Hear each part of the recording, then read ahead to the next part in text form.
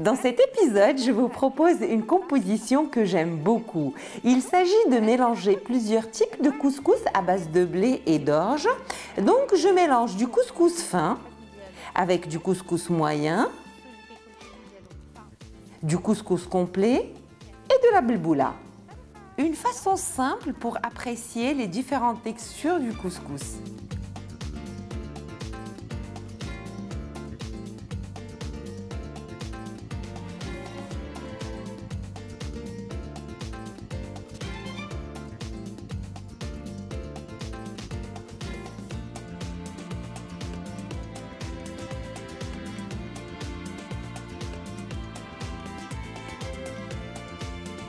Je commence par saler l'eau qui va me servir à réhydrater le couscous. J'arrose le couscous avec l'eau salée et je le travaille légèrement avec les doigts pour le faire absorber. Une fois l'eau absorbée, on retravaille le couscous pour bien séparer les grains. Je place le couscous dans un couscoussier et je le dépose sur une marmite contenant de l'eau bouillante et je le fais cuire à la vapeur. Je compte 15 à 20 minutes à partir du moment où la vapeur commence à s'échapper à travers le couscous. Je remets le couscous dans le plat, je l'enduis d'huile et je travaille bien le couscous pour l'enrober de matière grasse.